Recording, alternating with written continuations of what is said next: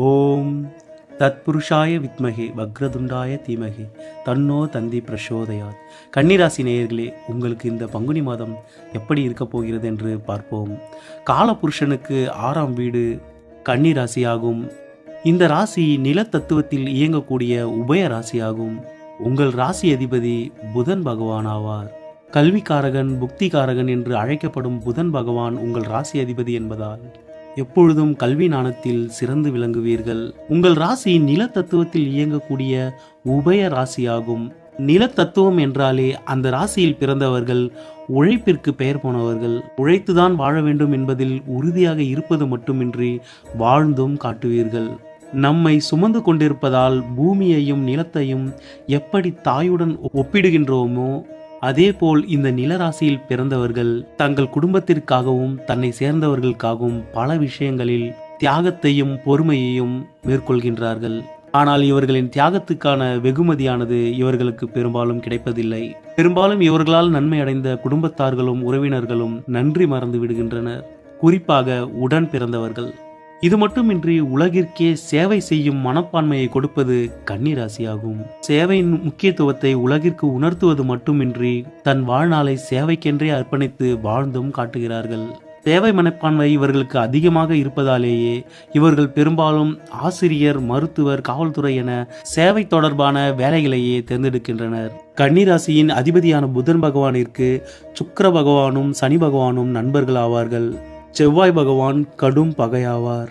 இந்த கன்னிராசியில் 3 நட்சத்திரங்கள் உள்ளன. உத்திராடம் 2, 3, 4 பாதங்கள் சூரியனின் நட்சத்திரமாகும். ஹஸ்தம் 1, 2, 3, 4 பாதம் சந்திரனுடையது. சித்திரை 1, 2 பாதம் செவ்வாயின் நட்சத்திரமாகும். கன்னிராசிக்காரர்களுக்கு இந்த பங்குனி மாதம் ஓர் சுமாரான மாதமாகவே அமைகிறது. மாத தொடக்கத்தில் உங்கள் ராசிக்கு 2 மற்றும் 9ஆம் இடத்தின் அதிபதியான சுக்கிர பகவான் உச்சம் பெற்று சஞ்சரிப்பதும் அவரின் சுப பார்வை உங்கள் ராசியிலேயே விழுவதும் உங்களுக்கு பல வகையிலும் நன்மைகளை ஏற்படுத்தி கொண்டிருக்கும். ஆனால் பங்குனி மாதத்தின் 10ஆம் தேதி அவர் மீன ராசியிலிருந்து மேஷ ராசிக்கு பெயர்ச்சியாகிறார். அவரின் 8ஆம் இடத்து பெயர்ச்சியானது அந்த அளவு நன்மைகளை ஏற்படுத்தாது. மாதத்தின் முற்பகுதி சிறப்பாக இருந்தாலும் பிற்பகுதியில் சில கஷ்டங்களை அனுபவிக்க வேண்டி வரும். குடும்பத்திலும் பொருளாதாரத்திலும் சில சிக்கல்களை சந்திப்பீர்கள். பண வரவுகளில் தடை ஏற்படும். நன்மை செய்யும் விதமாக உங்கள் ராசி அதிபதியான புதன் பகவான் கடந்த மாதம் பக்ரகதியில் சஞ்சரித்து வந்தார். தற்பொழுது பங்குனி மாதம் 6ஆம் தேதி புத பகவான் பக்ர நிவர்த்தி அடைவது உங்களுக்கு பல வகையிலும் நன்மைகளை கொடுக்கும். இதனால் வரை இருந்து வந்த மனக்குழப்பங்களும் தடுமாற்றங்களும் இதன் பின் தெளிவடையும். அனைத்து விஷயங்களிலும் ஒரு கிளாரிட்டி உங்களுக்கு கிடைக்கும். பங்குனி மாதத்தின் பிற்பகுதியில் புதன் பகவானானவர் சரியாக பங்குனி 25ஆம் தேதி கும்ப ராசியிலிருந்து மீன ராசிக்கு பயிற்சி ஆவார். உங்கள் ராசி அதிபதி 7ஆம் இடத்தில் அமர்ந்து உங்கள் ராசியையே பார்ப்பது சகல விதத்திலும் உங்களுக்கு நன்மையை ஏற்படுத்தும். வேலை, தொழில், வியாபாரம் என அனைத்திலும் முன்னேற்றத்தை காண்பீர்கள். ராசி அதிபதி ராசியையே பார்ப்பதால் உங்கள் கன்னிராசியானது பலம் அடைகிறது. மற்ற கிரகங்கள் சரியில்லாத சஞ்சாரத்தில் இருந்தாலும் உங்கள் ராசிக்கு நன்மை அளிக்கும் வகையில் செவ்வாய் பகவான், ராகு பகவான் ஆகிய இருவரும் 6ஆம் இடத்தில் அமர்ந்து உங்கள் எதிரிகளை வென்று கொண்டிருக்கிறார்கள். செயல்களில் உங்களுக்கு வெற்றியை கொடுத்து கொண்டிருக்கின்றனர்.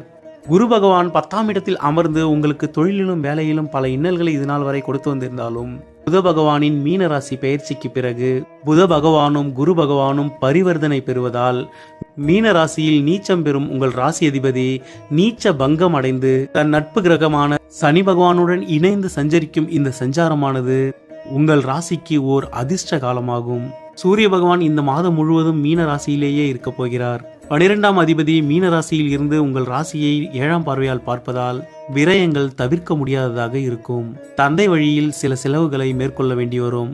7ஆம் இடத்தில் சூரியன் இருக்கும் பொழுது உங்கள் துணையாரிடம் கடுமையான வார்த்தைகளை பயன்படுத்தாதீர்கள்.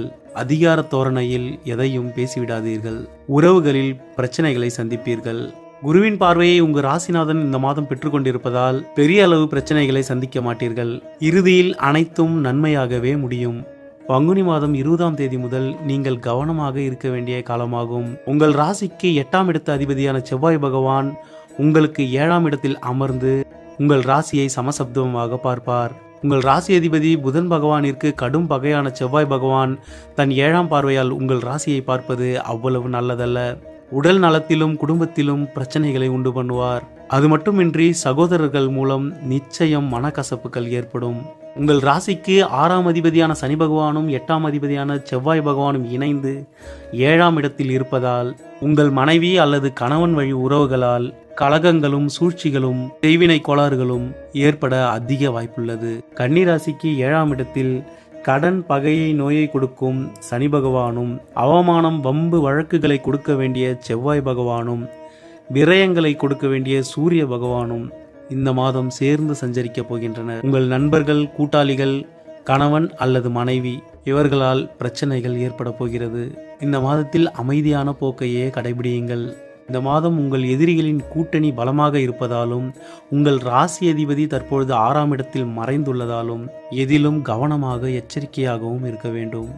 இந்த மாதம் பரிகாரமாக சனி பகவானுக்கு சனிக்கிழமைகளில் நல்லெண்ணெய் தீபம் ஏற்றி வழிபடுங்கள்.